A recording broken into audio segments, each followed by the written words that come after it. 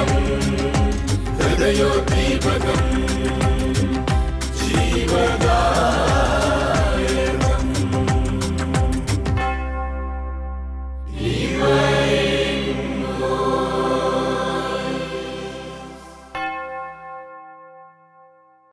Goodness T വിയുടെ ലോകമെമ്പാടുമുള്ള പ്രേക്ഷകരെ ഡിവൈൻ വോയിസ് വചനപ്രഘോഷണ വേദിയിലേക്ക് വളരെ സ്നേഹപൂർവ്വം സ്വാഗതം ചെയ്യുന്നു. എങ്ങനെയാണ് ഒരു വ്യക്തിയിൽ അഡിക്ഷൻ, അടിമത്തങ്ങൾ ഉണ്ടാകുന്നത് എന്ന വിഷയത്തെക്കുറിച്ചാണ് നാം ധ്യാനിക്കുന്നത്. യേശുക്രിസ്തു ഒരിക്കലും ഇങ്ങനെ പറഞ്ഞു, സത്യം നിങ്ങളെ സ്വതന്ത്രരാക്കി മാറ്റും. യേശുക്രിസ്തു നമ്മെ സ്വതന്ത്രരാക്കി മാറ്റാനായിട്ട് പറ്റും. എങ്ങനെ ഒരു അഡിക്ഷനിൽ നിന്ന് നമുക്ക് വിടുതൽ പ്രാപിക്കാനായിട്ട് പറ്റും?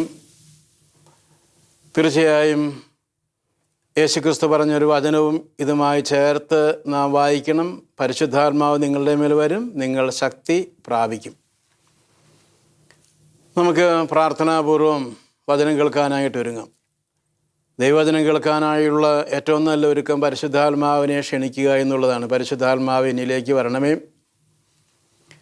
ഞാൻ കേൾക്കുന്ന വചനങ്ങൾ എന്നിൽ ശക്തിയായി മാറട്ടെ. പൗലോസ്ലീഹ ഒരിക്കലും പറഞ്ഞു, ഞങ്ങൾ നിങ്ങളുടെ അടുത്ത് വരുന്നത് വചനവുമായി മാത്രമല്ല ശക്തിയോടുകൂടെയാണ്. വചനം ശക്തിയായി മാറുന്നു, പരിശുദ്ധാത്മാവിൻ്റെ പ്രവർത്തനമായി മാറുന്നു, അത് രോഗസൗഖ്യമായി മാറുന്നു, മാനസാന്തരമായി മാറുന്നു. ഇങ്ങനെ ഒരു കഴിവ് വചനത്തിനുണ്ട്. അത് വചനത്തോട് ശക്തി ചേരുമ്പോഴാണ്, പരിശുദ്ധാത്മാവിൻ്റെ പ്രവർത്തനം ചേരുമ്പോഴാണ്. നമുക്ക് പരിശുദ്ധാത്മാവിനെ നമ്മുടെ ജീവിതത്തിലേക്ക് ക്ഷണിക്കാം. നമ്മുടെ ജീവിതത്തിൽ ഏതെങ്കിലും രീതിയിലുള്ള ദുശീലങ്ങളോ അഡിക്ഷൻസോ ഒക്കെ ഉണ്ടെങ്കിൽ അത് മാറിക്കിട്ടട്ടെ എന്ന് മനസ്സുകൊണ്ട് ആഗ്രഹിക്കുകയും അത് യേശുക്രിസ്തുവിൻ്റെ കാൽക്കൽ സമർപ്പിച്ച് പരിശുദ്ധാത്മാവിനാൽ ഒരു പുതിയ സൃഷ്ടിയാകാനായിട്ട് ആഗ്രഹിക്കുകയും ചെയ്യും. സുഭാഷിതങ്ങളുടെ പുസ്തകം 11:9 നാം ഇങ്ങനെ വായിക്കുന്നു, യുവതീവാക്കന്മാരെ സന്തോഷത്തോടെ ജീവിക്കുക. യുവത്വം ജീവിതത്തിൻ്റെ പ്രഭാതമാണ്. അതുകൊണ്ട് നിങ്ങൾ സന്തോഷമുള്ളവരായി കഴിയുക, സന്തോഷിക്കുക. എന്നിട്ട് അവിടെ തന്നെ ബൈബിൾ കൂട്ടിച്ചേർക്കുകയാണ്, യുവത്വം എപ്പോഴും നിലനിൽക്കുമെന്ന് കരുതിയായിരിക്കരുത് നിങ്ങൾ ജീവിക്കുന്നത്, അത് മാഞ്ഞു പോകുന്ന ഒരു കാലഘട്ടവും കൂടിയാണ് എന്ന് നിങ്ങൾ ഓർക്കേണ്ടതാണ്. സുഭാഷിതങ്ങൾ 12:1 വായിക്കുന്നു, യുവതീ യുവാക്കന്മാരെ യുവത്വമേ ആനന്ദിക്കുക, പക്ഷേ നിൻ്റെ സൃഷ്ടാവിനെ മറന്നു പോകരുത്.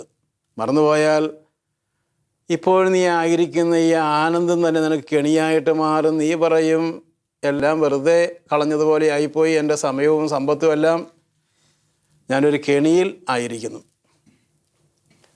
യുവത്വം ആരോഗ്യമുള്ള കാലഘട്ടം, ആനന്ദിക്കാനുള്ളതാണ്, സന്തോഷിക്കാനുള്ളതാണ്, തെറ്റൊന്നുമില്ല.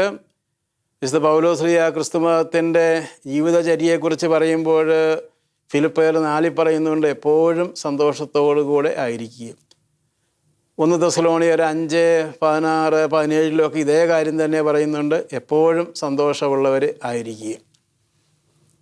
തീർച്ചയായും നമ്മുടെ ജീവിതത്തിൽ പല കാര്യങ്ങൾ മാറി മാറി വരും. രോഗങ്ങൾ, പെട്ടെന്ന് വീട്ടിലുണ്ടാകുന്ന ചില ബുദ്ധിമുട്ടുകൾ. ഈ അവസരത്തിലും നമ്മുടെ മനസ്സിൻ്റെ സമാധാനം നഷ്ടപ്പെട്ടു പോകാതെ എങ്ങനെ അതിനെ കൈകാര്യം ചെയ്യണമെന്ന് നാം പഠിച്ചിരിക്കണമെന്നാണ് എപ്പോഴും സന്തോഷിക്കുക എന്ന് പറഞ്ഞാൽ അർത്ഥം.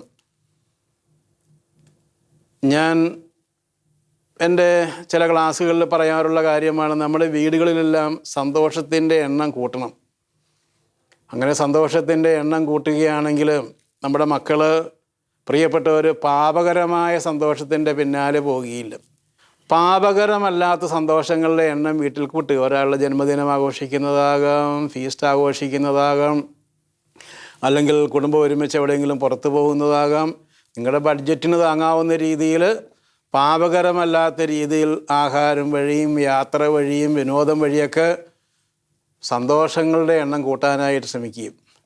അങ്ങനെ സന്തോഷങ്ങളുടെ എണ്ണം കൂടിയ വീടുകളിൽ മിക്കവാറും കുട്ടികൾ വഴിതെറ്റിപ്പോകാനായിട്ട്, പാപകരമായ സന്തോഷത്തിൻ്റെ പിന്നാലെ പോകാനുള്ള സാധ്യത വളരെ കുറവാകാനാണ് സാധ്യത.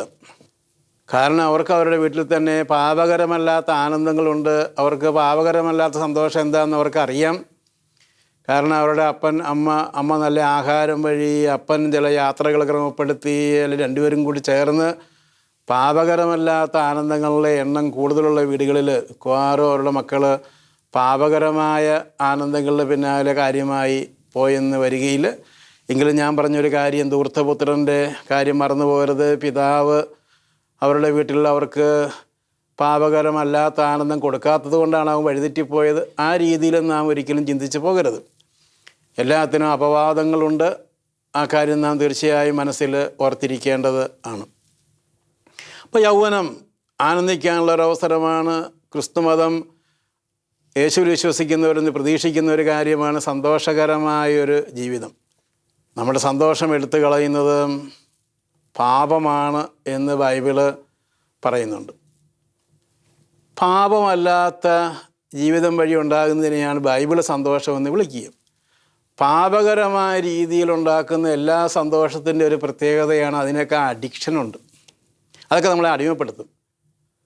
മദ്യം, വ്യഭിചാരം, പണം, കള്ളത്തരങ്ങൾ, ഇതൊക്കെ വഴി സന്തോഷം കിട്ടുന്നുണ്ട്. നാം ഹെബ്രായർക്ക് എഴുതിയ ലേഖനത്തിൽ നാം വായിക്കുന്നു, മോശയെക്കുറിച്ച് പറയുകയാണ്, നൈമിഷികമായ ആനന്ദത്തിൻ്റെ പിന്നാലെ മോശ പോയില്ല, ദൈവജനത്തിൻ്റെ കഷ്ടപ്പാടുകളാണ് അദ്ദേഹം തിരഞ്ഞെടുത്തത്. അപ്പോൾ എല്ലാ പാപത്തിൻ്റെ ഒരു പ്രത്യേകതയാണ് നൈമിഷികമായ ആനന്ദമുണ്ട്. അതിനൊക്കെ കുറച്ച് നേരത്തേക്കുള്ള ആനന്ദമുണ്ട്. കുറച്ച് നേരത്തേക്കുള്ള ആനന്ദത്തിൻ്റെ പിന്നാലെ പോയാൽ ശരിയായ ആനന്ദം നഷ്ടപ്പെട്ടു പോകുമെന്നുള്ളൊരു പ്രത്യേകതയുണ്ട്. അതുമാത്രമല്ല, പാപകരമായ ആനന്ദത്തിൻ്റെ ഒക്കെ ഒരു പ്രത്യേകതയാണ് അതിന് നമ്മെ അടിമപ്പെടുത്താനായിട്ട് പറ്റും. മദ്യപാനം വഴി ക്രമേണ മദ്യത്തിന് അടിമയായി ഒരു വ്യക്തി മാറുന്നു. ക്രിസ്തുമതത്തിൻ്റെ കാഴ്ചപ്പാടനുസരിച്ച് ഒരു വ്യക്തിയും ഒരു വസ്തുവും അതിൽ തന്നെ പാപമല്ല. വ്യക്തികളുമായുള്ള ബന്ധം വഴി പാപം ഉണ്ടാകാം, പാപകരമായ ബന്ധമാണെങ്കിലും. വസ്തുക്കളുമായുള്ള ബന്ധം വഴി പാപം ഉണ്ടാകാം, പാപകരമായ ബന്ധമാണ് ആ വസ്തുവിനോടുള്ളതെങ്കിലും. ഒരു വസ്തുവും പാപമല്ല, അതിൽ തന്നെ പാപമല്ല, അതിൽ തന്നെ തിന്മയല്ല. ആൽക്കഹോൾ, മദ്യം, അതിൽ തന്നെ തിന്മയല്ല. ചില വിഷത്തിൻ്റെ അംശം ഉപയോഗിച്ച് ചിലപ്പോൾ ആൻറ്റിവെനമോ അങ്ങനെയുള്ള കാര്യങ്ങളൊക്കെ ഉണ്ടാക്കാറുണ്ട്. ഒരു വസ്തുവും അതിൽ തന്നെ പാപമോ തിന്മയോ അല്ല, അതിൻ്റെ ഉപയോഗം വഴിയാണ്, അശ്രദ്ധമായ, അലസമായ, അമിതമായ ഉപയോഗം വഴിയാണ് പാപമായി തീരുന്നത്. ഇങ്ങനെ ഏതെങ്കിലും വസ്തു എൻ്റെ ജീവിതത്തിൽ ആവശ്യമാണ്, അതല്ലാതെ എനിക്ക് ജീവിക്കാനായി പറ്റുന്നില്ല, ഇങ്ങനെ ഏതെങ്കിലും വസ്തുവോ വ്യക്തിയുമായിട്ട് ഒരു വ്യക്തിക്ക് അടിമത്തം പോലെയുള്ള ഒരു ബന്ധം വരുന്നതിനെയാണ് നാം അഡിക്ഷൻ എന്ന് വിളിക്കുക. അയാൾ അതിൻ്റെ അടിമയായി മാറിയിരിക്കുന്നു. അയാൾക്ക് അതില്ലാതെ ജീവിക്കാനായിട്ട് പറ്റുന്നില്ല. കുറേ വർഷങ്ങൾക്ക് മുമ്പ് ഡ്രഗിന് അടിമയായ ഒരു വ്യക്തി ധ്യാനിക്കാൻ വന്നതും അയാളുമായി സംസാരിച്ച കാര്യം ഓർക്കുകയാണ്. അയാൾ പഠിച്ചുകൊണ്ടിരിക്കുന്ന കാലഘട്ടത്തിൽ അയാൾക്കൊരു പ്രേമനൈരാശ്യമുണ്ടായി. കുറച്ചൊക്കെ ഡ്രഗ് ഉപയോഗിച്ചുകൊണ്ടിരുന്ന അയാളുടെ ഡ്രഗിൻ്റെ ഉപയോഗം ആ നൈരാശ്യം ഉണ്ടായതോടുകൂടെ വളരെ വർദ്ധിച്ചു. അത് ക്രമേണ ഒരു ശീലമായി മാറി. 5-6 മാസം കഴിഞ്ഞു. പിന്നീട് അയാൾക്ക് ഡ്രഗ് കിട്ടിയില്ല എങ്കിൽ ജീവിക്കാൻ പറ്റാത്ത പോലെ അവസ്ഥയായി. എന്തെങ്കിലും കട്ടെടുത്തോ അല്ലാതെയോ മറ്റുള്ളവരെ പിടിച്ചു പറിച്ചോ പേടിപ്പിച്ചോ ഒക്കെ പണം വാങ്ങുന്ന അവസ്ഥയായി. വീട്ടിലവർ കൊടുത്തില്ലെങ്കിൽ അവരെ പീഡിപ്പിക്കാനായിട്ട് തുടങ്ങി. കാരണം അയാൾക്ക് അതില്ലാതെ ജീവിക്കാൻ പറ്റുകയില്ല എന്നുള്ള അവസ്ഥ ഉണ്ടായി. അതാണ് പലപ്പോഴും നാം ഈ ഡ്രഗിന് അടിമയായ ആളുകൾ ചെയ്യുന്ന പല കാര്യങ്ങളെക്കുറിച്ചൊക്കെ കേൾക്കുന്നത്. അവർക്കത് ആ സമയത്ത് കിട്ടിയില്ലെങ്കിൽ അവർക്ക് പിന്നെ ജീവിക്കാൻ പറ്റാത്തതുപോലെ അവരുടെ സ്വഭാവം നഷ്ടപ്പെട്ട് വേറെ വ്യക്തികളായിട്ട് അവർ മാറുന്നു. പാപകരമായ എല്ലാ പ്രവൃത്തികൾക്കും അത് ക്രമേണ ശീലമായി മാറിയാൽ നമ്മെ അതിനെ അടിമപ്പെടുത്താനുള്ള കഴിവുണ്ട്. സന്തോഷിക്കുക എന്നുള്ളത് ബൈബിളിലെ പ്രധാനപ്പെട്ടൊരു പഠനമാണെങ്കിലും പാപകരമായ രീതിയിലാണ് സന്തോഷിക്കാൻ പോകുന്നതെങ്കിൽ അത് പ്രശ്നമായി മാറി. അപ്പോൾ സന്തോഷിക്കുക എന്നത് നാം വളരെ പ്രത്യേകമായ രീതിയിൽ മനസ്സിലാക്കണം. പാപകരമല്ലാത്ത രീതിയിൽ നിങ്ങൾ സന്തോഷിക്കുക. പാപകരമായ രീതിയിൽ സന്തോഷിക്കാനാണ് പോകുന്നതെങ്കിൽ നിങ്ങൾ ക്രമേണ ഒരു അടിമയായി മാറും. ആ പാപത്തിൻ്റെ അടിമയായി മാറും. പാപം പാപിയെ വേട്ടയാടും. പാപം പാപിയെ ക്രമേണ വേട്ടയാടി നശിപ്പിച്ച് കളയും. മദ്യപാനത്തിൻ്റെ കാര്യം, വ്യഭിചാരത്തിൻ്റെ കാര്യം, കള്ളത്തരത്തിൻ്റെ കാര്യം എല്ലാം നമുക്ക് ഈ രീതിയിൽ മനസ്സിലാക്കാനായിട്ട് പറ്റും. പാപിക്കൊരിക്കലും സമാധാനം ഉണ്ടാകുകയില്ല എന്ന് ബൈബിൾ പറയുന്നുണ്ട്. വലിയ പണക്കാരനാകാം, പക്ഷേ ഒളിച്ചും പാത്തുമൊക്കെയാണ് ജീവിക്കുക. സമാധാനമില്ല. പാപിക്കൊരിക്കലും സമാധാനമുണ്ടാകാനായിട്ട് പോകുന്നില്ല. ഒരുപക്ഷെ അയാൾ ഇപ്പോഴും നല്ല സൗകര്യത്തോടുകൂടി നല്ല വാഹനത്തിലൊക്കെയാണ് ജീവിക്കുന്നത്. എപ്പോഴും അയാൾക്കൊരു പേടിയാണ്, എപ്പോഴാണ് ഞാൻ പിടിക്കപ്പെടുക, എപ്പോഴാണ് ഞാൻ ജയിലിലേക്ക് പോവുക. അയാളൊരു ഭയത്തോടു കൂടിയാണ് അയാൾ കഴിയുന്നത്. അതുകൊണ്ടാണ് ബൈബിൾ പറഞ്ഞത് പാപിക്കൊരിക്കലും സമാധാനം ഉണ്ടാകാൻ പോകുന്നില്ല, ദുഷ്ടന് സമാധാനം അകലെയാണ് എന്ന് ബൈബിൾ പറയാനുള്ള കാരണം അതാണ്. ഏതെങ്കിലും ഒരു വസ്തു എനിക്ക് ജീവിക്കാൻ അത്യാവശ്യമാണ്. ഞാനിവിടെ പാപകരമായ കാര്യത്തിനെക്കുറിച്ചാണ് പറയുക, ഓക്സിജനെക്കുറിച്ചോ വെള്ളത്തെക്കുറിച്ചൊന്നുമല്ല പറയുക. അങ്ങനെ ഒരു അവസ്ഥയിലേക്ക് വന്നിട്ടുണ്ടെങ്കിൽ നാം ആ വസ്തുവിൻ്റെ അടിമയായി മാറി എന്ന് പറയാനായി പറ്റും. എന്നാൽ വിശുദ്ധ ബൈബിൾ പറയുന്നുണ്ട് നമുക്ക് നമ്മെ തന്നെ നിയന്ത്രിക്കാനുള്ള കഴിവുണ്ട്. നാം മനുഷ്യരാണ്, കഴുതയല്ല, കോവർക്കഴുതയല്ല. അത് സങ്കീർത്തനത്തിൽ നാം വായിക്കുന്നുണ്ട്. നിങ്ങളെ തന്നെ നിയന്ത്രിക്കാൻ കഴിവുള്ള ആളുകളാണ്. ചിലപ്പോഴും നാം ഇങ്ങനെ ചില ആളുകൾ പറയുന്നത് കേട്ടിട്ടുണ്ടാകും, ഒരു കഥ പോലെ കേട്ടിട്ടുണ്ടാകും. മനുഷ്യനെക്കുറിച്ച് 5 കുതിരകളെ പൂട്ടിയ ഒരു രഥമാണ് മനുഷ്യൻ്റെ മനസ്സെന്ന്. പഞ്ചേന്ദ്രിയങ്ങളാണ് ആ കുതിരകൾ. ഓരോ വ്യക്തിയും തീരുമാനമെടുക്കണം എങ്ങനെയാണ് അയാളുടെ പഞ്ചേന്ദ്രിയങ്ങളെ നിയന്ത്രിക്കേണ്ടതെന്ന്. പഞ്ചേന്ദ്രിയങ്ങളൊക്കെ എപ്പോഴും സന്തോഷത്തോടെ ഇരിക്കാനുള്ള ആഗ്രഹമുണ്ടാകും, പാപകരമായി പോലും. പക്ഷേ പാപകരമായ സന്തോഷത്തിലേക്കാണ് പോകുന്നതെങ്കിൽ ക്രമേണ അയാൾ നാശത്തിൻ്റെ വഴിയിലാണ്. അയാൾക്ക് ഒരിക്കലും ലക്ഷ്യത്തിലെത്താനായിട്ട് പറ്റുകയില്ല. അപ്പം അയാൾ ഈ 5 കുതിരകളെയും നിയന്ത്രിക്കുന്നതനുസരിച്ചാണ് അയാളുടെ സ്പീഡ് വർദ്ധിക്കുന്നത്, വിജയം വർദ്ധിക്കുന്നത്, ലക്ഷ്യസ്ഥാനത്ത് അയാൾക്ക് പെട്ടെന്ന് എത്തിച്ചേരാനായി പറ്റുന്നത്. നാം നമ്മോട് തന്നെ വളരെ കാർക്കശ്യപൂർവ്വം പെരുമാറണം. പൗലോസ്ലീഹ ഇങ്ങനെ പറഞ്ഞു, ഞാൻ എൻ്റെ ശരീരത്തെ വളരെ കർശനത്തോടുകൂടെ നിയന്ത്രിക്കുന്നു. അദ്ദേഹം പരിശുദ്ധാത്മാവിൻ്റെ ശക്തിയോടെ ജീവിച്ചൊരു വ്യക്തിയാണ്, രോഗികളെ സൗഖ്യപ്പെടുത്തിയ വ്യക്തിയാണ്. എനിക്ക് കിട്ടിയ കൃപ നഷ്ടപ്പെട്ടു പോകാതിരിക്കാൻ വേണ്ടി ഞാൻ എൻ്റെ ശരീരത്തെ വളരെ കാർക്കശ്യത്തോടെ നിയന്ത്രിക്കുന്നു, കർശനമായി നിയന്ത്രിക്കുന്നു. അപ്പം ഇങ്ങനെ നിയന്ത്രിച്ചാൽ മാത്രമേ നമുക്ക് നമ്മുടെ ജീവിതത്തിൽ വിജയികളായി മാറാനും അഡിക്ഷൻസിൽ നിന്ന് വിടുതൽ പ്രാപിക്കാനും അവ നമ്മുടെ ജീവിതത്തിലേക്ക് വരാതെ നോക്കാനും പറ്റുകയുള്ളൂ. അഡിക്ഷനുമായി ബന്ധപ്പെട്ട് നമുക്ക് അല്പം ശാസ്ത്രീയമായി ചിന്തിക്കാനായിട്ട് ശ്രമിക്കാം. സന്തോഷത്തെക്കുറിച്ച് നാം പറഞ്ഞു. എങ്ങനെയാണ് ഒരു വ്യക്തിയിൽ സന്തോഷമുണ്ടാക്കുന്നതെന്ന് നമ്മുടെ ശരീരശാസ്ത്രവുമായി ബന്ധപ്പെട്ട് നാം ചിന്തിക്കുന്നത് നല്ലതാണ്. നമ്മൾ സന്തോഷമുണ്ടാക്കുന്നത് നമുക്ക് ഇപ്പോഴുള്ള ശാസ്ത്രീയമായ അറിവനുസരിച്ച് സന്തോഷത്തിൻ്റെ ഹോർമോൺ എന്ന പേരിലൊരു ഹോർമോണുണ്ട്. അതിൻ്റെ പേര് ഡോപ്പമൈൻ എന്നാണ്. ഡോപ്പമൈൻ നമ്മളുണ്ടാകുന്ന അവസ്ഥയാണ് സന്തോഷമുള്ള അവസ്ഥയെന്ന് പറയുക.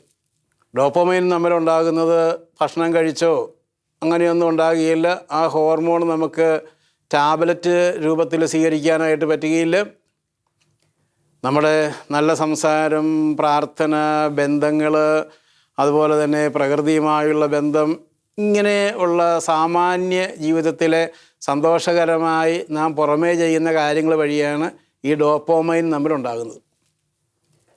ഇപ്പോൾ സാമാന്യ ജീവിതത്തിൽ നിന്ന് നല്ല ബന്ധങ്ങൾ വഴി, നല്ല ജീവിതം വഴി, ഭാര്യ ഭർത്താക്കന്മാർ തമ്മിലുള്ള നല്ല ബന്ധങ്ങൾ, മക്കളുമായുള്ള ബന്ധങ്ങൾ, ചില യാത്രകൾ, നല്ല ആഹാരം, നല്ല പുസ്തകം വായിക്കുന്നത്, ഇങ്ങനെ നമുക്ക് സന്തോഷം തരുന്ന കാര്യങ്ങൾ നാം ചെയ്യുമ്പോൾ നാം അറിയാണ്ട് തന്നെ നമ്മുടെ തലച്ചോറിൽ ഡോപ്പമൈൻ എന്ന് പേരായ ഒരു ഹോർമോൺ ഉണ്ടാകുന്നുണ്ട്.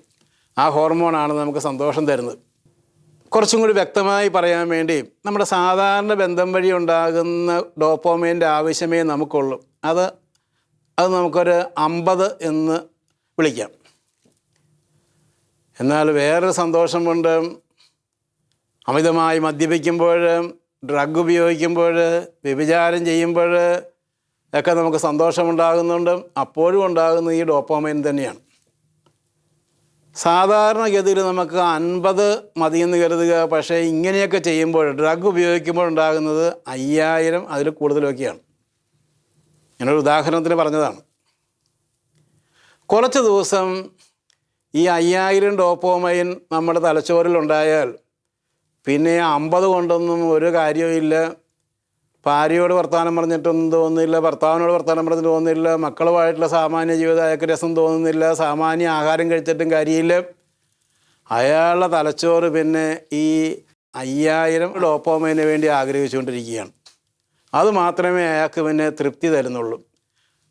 അയാൾക്ക് സാധാരണഗതിയിലുള്ള ജീവിതം വഴിയുള്ള കാര്യങ്ങളൊന്നും അയാൾക്ക് ആനന്ദകരമായിട്ട് തോന്നുന്നില്ല, പ്രാർത്ഥിക്കാൻ തോന്നുന്നില്ല, വീട്ടിലെ കാര്യങ്ങളൊന്നും താല്പര്യമില്ല. ജോലി ചെയ്യുമ്പോൾ അയാൾക്ക് അതിനു മുമ്പ് അവയെല്ലാം വഴി ആവശ്യത്തിന് ഡോപാമൈൻ കിട്ടിക്കൊണ്ടിരുന്ന ആളാണ്, സന്തോഷമുള്ളൊരു വ്യക്തിയായിരുന്നു. ഇപ്പോൾ അയാൾക്ക് അതൊന്നും സന്തോഷം തരുന്നില്ല. കാരണം അയാളുടെ ബ്രെയിൻ ഒരു പ്രത്യേക അവസ്ഥയിലായി. അയാൾക്ക് 5000 പോലെയുള്ള ഈ ഡോപാമൈൻ്റെ പ്രൊഡക്ഷൻ ഉണ്ടെങ്കിൽ മാത്രമേ അയാൾക്ക് ആനന്ദിക്കാനായിട്ട് പറ്റുകയുള്ളൂ. കുറച്ച് നാൾ ഇങ്ങനെ പോയി കഴിഞ്ഞാൽ പിന്നെ 5000 കൊണ്ടും അയാൾക്ക് സന്തോഷം കിട്ടുകയില്ല. അയാൾ മദ്യത്തിൽ നിന്ന് കഞ്ചാവിലേക്ക് പോകും, കഞ്ചാവിൽ നിന്ന് ഡ്രഗിലേക്ക് പോകും, ഡ്രഗിൻ്റെ എണ്ണം കൂട്ടിക്കൊണ്ടിരിക്കും. പിന്നെ യോഹന്നാൻ 10:10 അയാളുടെ ജീവിതത്തിൽ അന്വർത്ഥമായി മാറും. പിശാച് വരുന്നത് കൊല്ലാനും നശിപ്പിക്കാനുമാണ്. ക്രമേണ അശ്രദ്ധമായി വണ്ടി ഓടിച്ചോ മറ്റേതെങ്കിലുമൊക്കെ രീതിയിൽ അയാളുടെ മരണത്തിന് പോലും കാരണമായി മാറുന്നു. ചുരുക്കം ചില ആളുകൾ ഒരുപക്ഷെ ഏതെങ്കിലുമൊക്കെ ചികിത്സയ്ക്ക് പോയോ ധ്യാനം കൂടിയോ അല്ല അത്ഭുതകരമായൊരു ദൈവത്തിൻ്റെ ഇടപെടൽ വഴിയോ ഒക്കെ രക്ഷപ്പെട്ടു വരുന്നു. ഇതാണ് അഡിക്ഷനുമായി ബന്ധപ്പെടുത്തി നമുക്ക് ശാസ്ത്രീയമായി പറയാനായി പറ്റുന്നത്. ബൈബിൾ അതിന് മറ്റൊരു ഭാഷയിൽ പറയുന്നു, പാപകരമായി സന്തോഷിക്കാനായിട്ട് പോകരുത്, സന്തോഷിക്കണം, പാപകരമായി സന്തോഷിക്കാൻ പോകരുത്, ഡ്രഗ് ഉപയോഗിച്ച് സന്തോഷിക്കാനായിട്ട് പോകരുത്. സാധാരണ രീതിയിലുള്ള സന്തോഷമൊക്കെ നല്ലതാണ്. നിങ്ങൾ മദ്യപിച്ച് ഡ്രഗ് ഉപയോഗിച്ച് വ്യഭിചാരം ചെയ്ത് സന്തോഷിക്കാനായിട്ട് പോകരുത്. അങ്ങനെ പോയാൽ നിങ്ങൾ അടിമകളായിട്ട് മാറും. എങ്ങനെയാണിത് സംഭവിക്കുന്നത് എന്നുകൂടെ നമ്മൾ ചിന്തിക്കുന്നത് നല്ലതാണ്. ന്യൂറോപാത്ത് എന്ന രീതിയിൽ ഇതിനെക്കുറിച്ച് മനഃശാസ്ത്രജ്ഞന്മാർ അഡിക്ഷനെ കുറിച്ച് പറയാറുണ്ട്. എങ്ങനെയാണ് ഒരാൾക്ക് അഡിക്ഷൻ ഉണ്ടാകുന്നത്? ഒരു കാട്ടുപ്രദേശം, അത് കാടാണ്, പക്ഷേ ഒരാൾ വളരെ വിഷമിച്ച് കഷ്ടപ്പെട്ട് ആ കാട്ടിലൂടെ നടന്നു, കൊമ്പൊക്കെ മാറ്റിക്കളഞ്ഞു, പിറ്റേ ദിവസം നടന്നു, 1 മാസം നടന്നു, അവിടെ ഒരു വഴിയായി മാറി. ഇതുപോലെ ആദ്യം ഈ ഡ്രഗൊക്കെ ഉപയോഗിക്കുന്ന വളരെ കഷ്ടപ്പെട്ടും ബുദ്ധിമുട്ടിയൊക്കെയാണ് ഉപയോഗിച്ചത്. ഛർദ്ദിച്ചു, 5-6 ദിവസം നടന്നു, 1 മാസം നടന്നു, അതൊരു വഴിയായി മാറി, ഒരു ന്യൂറോപാത്ത് ഉണ്ടായി. പിന്നെ അതിലൂടെ നടക്കാനുള്ളൊരു ആവേശമായ ആഗ്രഹമായി. ഈ ന്യൂറോപാത്തിൽ നിന്ന് രക്ഷപ്പെടാനും പറ്റും. അത് നാം ആദ്യം പറഞ്ഞതുപോലെ തന്നെ അതൊരു കാടായിരുന്നു. ആ കാട്ടിലൂടെയുള്ള നടപ്പ് അവസാനിപ്പിച്ച് കഴിഞ്ഞാൽ 5-6 മാസം കഴിയുമ്പോൾ വീണ്ടും അത് കാടായി മാറും. അപ്പോൾ അഡിക്ഷനിൽ നിന്ന് മാറാൻ ആഗ്രഹിക്കുന്ന ആളുകൾ ഇതുപോലെ തന്നെ അവരുണ്ടാക്കിയ ന്യൂറോപാത്ത് ഉപയോഗിക്കാതിരിക്കണം. അങ്ങനെ ഉപയോഗിക്കാതിരിക്കാൻ അവരെ കൊണ്ട് പറ്റും. ചിലപ്പോൾ ചില ആളുകളുടെ മനഃശാസ്ത്രമായ ഹെൽപ്പോ സൈക്കാട്രിസ്റ്റിൻ്റെ ഹെൽപ്പോ ഒക്കെ വേണ്ടി വരും. ചിലപ്പോൾ ചില മെഡിക്കൽ ഹെൽപ്പ് ആവശ്യമായിട്ട് വരും. അങ്ങനെ ചെയ്തു കഴിഞ്ഞാൽ അവർക്ക് ആ ന്യൂറോപാത്ത് അടയ്ക്കാനായിട്ട് പറ്റും. അവരുടെ തലച്ചോറിൽ അവരുണ്ടാക്കിയ ആ ഡ്രഗിൻ്റെ വഴി, വ്യഭിചാരത്തിൻ്റെ വഴി അടയ്ക്കാനായിട്ട് പറ്റും. പരിശുദ്ധാത്മാവ് വരുമ്പോൾ ശക്തി പ്രാപിക്കും. സാമാന്യ രീതിയിലുള്ള ശാരീരികമായ പരിശീലനം കൊണ്ട് കുറച്ച് മെച്ചമുണ്ട്. ആത്മീയത അതിനേക്കാൾ വലുതാണെന്ന് പൗലോസ്ലീഹ പറഞ്ഞു. ഇതുപോലെ ശാരീരികമായ പരിശീലനത്തിനോടൊപ്പം ഡോക്ടറുടെ സഹായം, നമ്മുടെ തന്നെ സ്വന്തം പരിശ്രമം, അതോടൊപ്പം തന്നെ പരിശുദ്ധാത്മാവിൻ്റെ സഹായവും കൂടി ഉണ്ടെങ്കിൽ നല്ല ധ്യാനത്തിൽ പങ്കെടുക്കുന്നു, ചില തീരുമാനങ്ങൾ എടുക്കുന്നു, അപ്പോൾ നമുക്ക് ആ ന്യൂറോപാത്ത് അടയ്ക്കാനായിട്ട് പറ്റും. നാം തന്നെ നടന്നുണ്ടാക്കിയ ആ വഴി ക്രമേണ അടഞ്ഞു പോകും. അത് പഴയതുപോലെ തന്നെ ഒരു കാടായിട്ട് മാറും. ഞാനൊരു ഉദാഹരണം പറഞ്ഞതാണ്, എങ്ങനെയാണ് നമ്മുടെ ജീവിതത്തിൽ ഈ അഡിക്ഷൻ ഉണ്ടാകുന്നത് സൂചിപ്പിക്കാൻ വേണ്ടിയാണ്. ഒരിക്കലും അഡിക്റ്റായി മാറിയ ഒരു വ്യക്തിക്ക് അയാൾ അതുമായി ബന്ധപ്പെട്ട് പ്രോ ആൽക്കഹോള് എന്ന് വേണേൽ പറയാം. ഒരു ചെറിയ സാഹചര്യം കിട്ടിയാൽ പോലും അയാൾ അങ്ങോട്ട് പോകാൻ സാധ്യതയുണ്ട്. അതുകൊണ്ട് അയാളെ തന്നെ മനസ്സിലാക്കണം, ഞാനൊരു പ്രോ ആൽക്കഹോളാണ്. ഒരു പ്രമേഹ രോഗി, ഞാൻ പ്രമേഹ രോഗിയാണ്, എനിക്ക് മധുരം ഉപയോഗിക്കാനായിട്ട് പാടില്ല. അയാൾ ചായ കുടിച്ചുകൊണ്ടിരിക്കുമ്പോൾ പറയും, ഞാൻ പ്രമേഹ രോഗിയാണ്, എനിക്ക് പാടില്ല. ഇതുപോലെ തന്നെ കൂട്ടുകാർ മദ്യപിക്കാനായിട്ട് വിളിക്കുന്നു, അവർക്ക് പ്രശ്നമില്ല, അവർ വളരെ നിയന്ത്രിച്ച് കുടിക്കുന്ന ആൾക്കാരായിരിക്കാം. പക്ഷേ നീ ഒരു അഡിക്റ്റാണ്, നീ പ്രോ ആൽക്കഹോളാണ്. പറഞ്ഞു, ഞാൻ പ്രോ ആൽക്കഹോളാണ്, ഞാൻ പ്രമേഹ രോഗിയാണെന്ന് പറയുന്ന പോലെ തന്നെ നാണമില്ലാതെ അയാൾ പറയാനായിട്ട്, അല്ലെങ്കിൽ ധൈര്യപൂർവ്വം പറയാനായിട്ട് അയാൾ തയ്യാറാകണം. ഞാൻ പ്രോ ആൽക്കഹോൾ തൊട്ടുപോയാൽ പിന്നെ 10 ദിവസത്തേക്ക് എന്നെ പിടിച്ചാൽ കിട്ടുകയില്ല. ഇത് അയാൾ സ്വയം അംഗീകരിക്കണം. അല്ലാതെ അയാൾക്ക് അതിനകത്ത് രക്ഷപ്പെടാനായിട്ട് സാമാന്യ രീതിയിൽ പറ്റുകയില്ല. അത്ഭുതകരമായ ദൈവിക ഇടപെടൽ കൊണ്ട് തീർച്ചയായും സാധിക്കും. അപ്പം അയാൾ തന്നെ ഉണ്ടായ ന്യൂറോപാത്ത് അയാൾ അടച്ച് കളയുന്നു. അതിലൂടെയുള്ള യാത്ര അവസാനിപ്പിച്ച് അയാൾ അടച്ച് കളയുന്നു. പക്ഷേ വലിയൊരു പ്രശ്നമുണ്ട്. ഈ അഡിക്റ്റായ ആളുകൾ ഈ ന്യൂറോപാത്ത് അടയ്ക്കാൻ ശ്രമിച്ചു കഴിഞ്ഞാൽ ഉടനെ തന്നെ അയാൾ ഭയങ്കരമായ ടെൻഷനിലേക്ക് പോകും. വിഡ്രോവൽ സിംപ്റ്റം എന്ന് പറയും. അയാൾക്ക് നിൽക്കാൻ പറ്റുന്നില്ല, ഉറങ്ങാൻ പറ്റുന്നില്ല, ആഹാരം കഴിക്കാൻ പറ്റുന്നില്ല, ആകെ അസ്വസ്ഥത. അയാളോട് തന്നെ പറയണം, ഞാൻ ഈ ടെൻഷനിലൂടെ കടന്നു പോയേ പറ്റൂ. ഈ സ്ട്രെസ് എനിക്ക് ആവശ്യമാണ്. ഈ സ്ട്രെസ്സിലൂടെ കടന്നു പോകാതെ, ഈ പെയിനിലൂടെ കടന്നു പോകാതെ എനിക്ക് ഒരിക്കലും ഗെയിൻ ഉണ്ടാകാനായിട്ട് പോകുന്നില്ല. ഈ പെയിൻ ഞാൻ സഹിച്ചേ പറ്റൂ. ക്യാൻസർ രോഗി അതിൻ്റെ ചികിത്സയുമായി ബന്ധപ്പെട്ട സഹനത്തിലൂടെ കടന്നു പോകാതെ അയാൾക്ക് ചികിത്സാപരമായി സൗഖ്യം കിട്ടാൻ പോകുന്നില്ല. ഇതുപോലെ തന്നെ അഡിക്റ്റായൊരു വ്യക്തി സ്വയം പറയണം, ഈ ടെൻഷൻ എനിക്ക് നല്ലതാണ്. ഈ ടെൻഷൻ ഒഴിവാക്കി എനിക്ക് ഒരിക്കലും രക്ഷപ്പെടാൻ പറ്റുകയില്ല. ഈ ടെൻഷൻ ഒഴിവാക്കാൻ വേണ്ടി ഞാൻ വീണ്ടും തൊടാൻ പോയി കഴിഞ്ഞാൽ ആകെ വീണ്ടും ആരംഭിക്കേണ്ടതായിട്ട് വരും. അതുകൊണ്ട് ഈ ടെൻഷൻ ഞാൻ ഒഴിവാക്കും. ഈ പെയിൻ എൻ്റെ ജീവിതത്തിലെ ഗെയിനായിട്ട് മാറും. അങ്ങനെ പെയിനെ ഗെയിനാക്കി മാറ്റാൻ ഞാൻ തീരുമാനമെടുത്തിരിക്കുന്നു എന്ന് സ്വയം പറഞ്ഞ് നിശ്ചയിച്ച് അയാൾ മുന്നോട്ട് പോകണം. മറ്റൊരു കാര്യമാണ്, എൻ്റെ തലച്ചോറിന് അധ്വാനമില്ലാതെ ആനന്ദം കൊടുക്കുന്ന പ്രശ്നമില്ല. ഇപ്പോൾ എൻ്റെ തലച്ചോറിന് ഞാൻ ഒരു പണിയും ചെയ്യാതെ ആനന്ദം കൊടുത്തുകൊണ്ടിരിക്കുകയാണ്, ഡ്രഗ് വഴിയും മറ്റുമൊക്കെ. അങ്ങനെ അധ്വാനിക്കാതെ വെറുതെ കിട്ടുന്ന ആനന്ദം എനിക്ക് വേണ്ട. ഞാൻ ശരിയായി അധ്വാനിച്ച് ശരിയായ ബന്ധങ്ങൾ വഴി, ശരിയായ രീതിയിലുള്ള പ്രവർത്തനം വഴി, ശരിയായ ആഹാരം വഴി, ശരിയായ വ്യായാമം വഴി ഒക്കെ കിട്ടുന്ന ആനന്ദം എനിക്ക് മതി എന്നയാൾ തീരുമാനമെടുക്കണം. ഡ്രഗ് അടിച്ച് അലസമായി കിടന്നുള്ള ആനന്ദം എനിക്ക് വേണ്ട.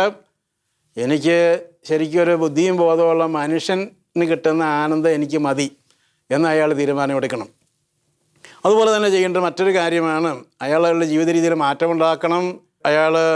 അയാൾക്ക് മനസ്സിന് സാമാന്യ രീതിയിൽ, സാധാരണ രീതിയിൽ ആനന്ദം കിട്ടാവുന്ന കാര്യങ്ങൾ പ്രകൃതിയിലൂടെ നടക്കുന്നതാകാം, പൂക്കളെ നിരീക്ഷിക്കുന്നതാകാം, അയാൾക്ക് ഇഷ്ടമുള്ള പുസ്തകങ്ങൾ വായിക്കുന്നതാകാം.